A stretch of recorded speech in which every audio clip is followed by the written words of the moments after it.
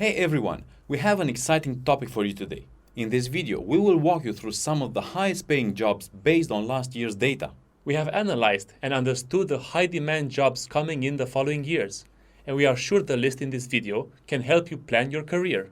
If you're new to the channel, we are the Investa Bros, and every week we make videos covering all aspects of money management, savings, investing in the stock market, and crypto. We also have a segment that we put out every other day covering the most important financial news. So, if that's a topic you would like to learn more about, make sure to subscribe to our channel, and if you smash on the thumbs up button for the YouTube algorithm, that would be super awesome. Also, you can click on the notification bell so that you know when we put a new video. People say money doesn't buy happiness, and they recently point out to a study from Princeton University to support their point. The study found out that the lower a person's annual income falls below that benchmark, the unhappier he or she feels. But no matter how much more than $75,000 per year people make, they don't report any greater degree of happiness. What they fail to mention is the study delves deeper in how income impacts one's perception about their well-being. When it comes to the quality of life from a big picture perspective, people's evaluations were much more tied to their income. The more they made, the more they felt their life was going well. At $75,000 per year, that effect disappears. For people who earn that much or more, individual temperament and life circumstances have much more sway over their lightness of heart than money. The conclusion of the author is clear. A high income doesn't bring you happiness, but it does bring you a life you think is better. Right. So choosing between a low-paying job and a high-paying job, I would choose the high-paying job each and every single time. Let's start off our list with marketing managers. Products and services don't sell themselves. It takes talented professionals to analyze how much demand there is for a particular offering and find ways to bring it to the market. Marketing departments also determine the price that will maximize the profit for the company. These functions are crucial to a business's bottom line, so it may not be a surprise that marketing managers are among the highest paid professions in the US. In May 2020, the median annual wage was a cool $133,000 per year. If you want to become one, you need to know that a bachelor's degree is required for most advertising, promotions, and marketing management positions. For advertising management positions, some employers prefer a bachelor's degree in advertising or journalism. A relevant course of study might include classes in marketing, consumer behavior, market research, sales, communication methods and technology, visual arts, art history, and photography. Advertising, promotions, and marketing managers typically have work experience in advertising, marketing, promotions, or sales. For example, many managers are former sales representatives, buyers or purchasing agents, or public relations specialists. In terms of job opportunities, the overall employment of advertising, promotions, and marketing managers is projected to grow 10% from 2020 to 2030, which is about as fast as the average for all occupations. Marketing managers will continue to be in demand as organizations use marketing campaigns to maintain and expand their market share. These managers will be sought after for their advice on crafting pricing strategies and finding new ways to reach customers. The next job on the list is petroleum engineers. Energy sources, including fossil fuels such as oil and gas, are currently the lifeblood of the economy. However, extracting those important resources efficiently requires some serious know-how, and petroleum engineers play a key role in this. Their main goal is to develop methods to extract oil and gas from new deposits below the Earth's surface and design new ways to extract fossil fuels from existing wells. Typically, the responsibilities of a petroleum engineer include ascertaining operational methods, performing a cost-benefit analysis for a given project, and analyzing survey or geographic data. In order to be able to perform their responsibilities, petroleum engineers must have a bachelor's degree in engineering, preferably petroleum engineering. However, a bachelor's degree in mechanical, civil, or chemical engineering may meet employer requirements. Employers also value work experience, so college cooperation education programs in which students earn academic credit and job experience are valuable as well. Students interested in studying petroleum engineering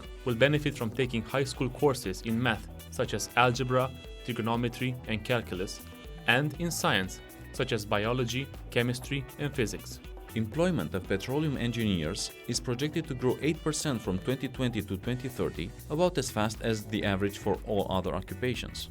Oil prices will be a major determinant of employment growth because many petroleum engineers work in oil and gas extractions. Any changes in oil prices will likely affect employment levels. Typically, companies also expand exploration for new reserves of oil and gas when prices are high.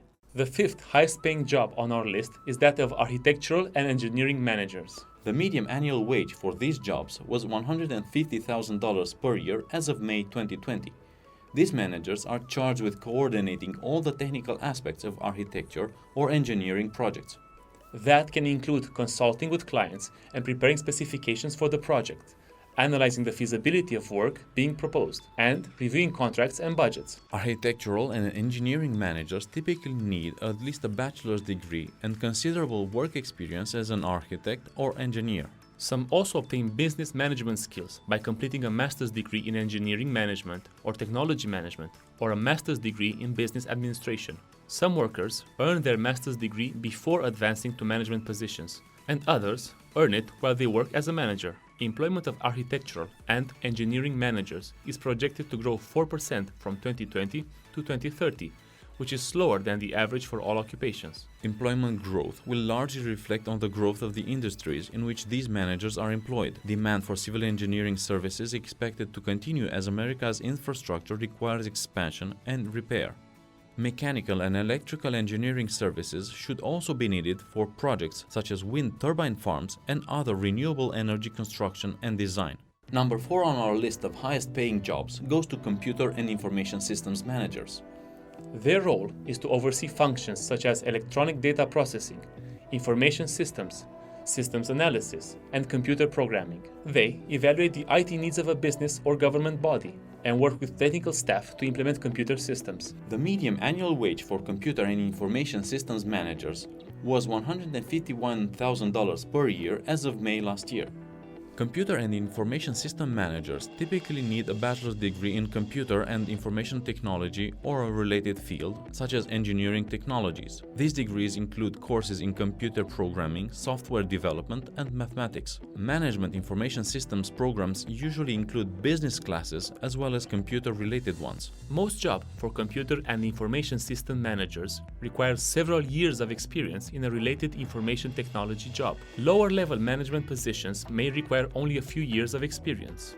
Directors are more likely to need 10 to 5 years of related work experience. A Chief Technology Officer (CTO) who oversees the technology plan for a large organization may need more than 15 years of experience in the IT field before being considered for a job. Demand for computer and information systems managers will grow as firms increasingly expand their operation to digital platforms. Computer and information systems managers will be responsible for implementing these goals. Employment of computer and information systems managers is projected to grow 11% from 2020 to 2030, faster than the average for all occupations. Coming in at top 3 on our list are airline pilots, co-pilots, and flight engineers. Working in the aviation industry can mean a lot of time away from home, but it also leads to a nice paycheck in many cases.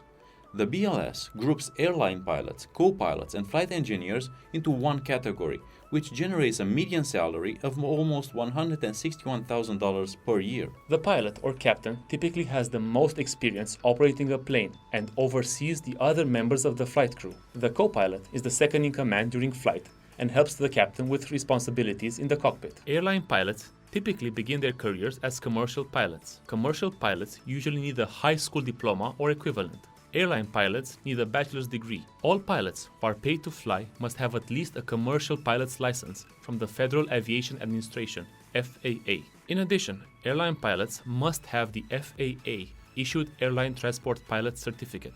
Airline and commercial pilots who are newly hired by airlines or on-demand air service companies undergo on-the-job training in accordance with the Federal Aviation Regulation. This training usually includes 6 to 8 weeks of ground school. Overall employment of airline and commercial pilots is projected to grow 13% from 2020 to 2030, faster than the average for all occupations. About 14,500 openings for airline and commercial pilots are projected each year, on average, over the decade. Chief executives earning an average of almost $186,000 per year represent the highest paid professions outside of the medical or dental fields. As the highest ranking employee of a company, The CEO's job is to make critical decisions regarding the management team, steer the organization toward new markets or product areas, and interface with the board of directors. Top executives typically need a bachelor's or master's degree in an area related to the field of work, such as business or engineering.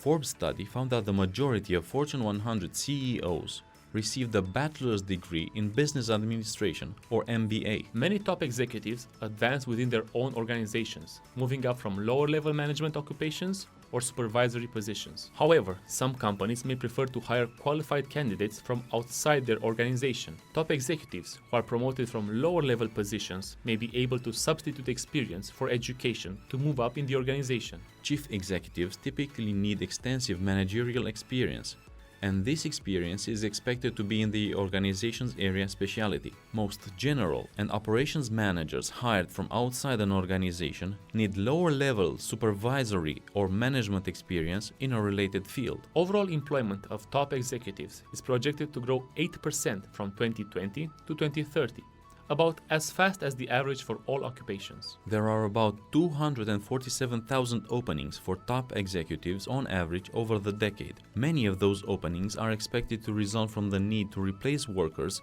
who transfer to different occupations or exit the labor force, such as to retire.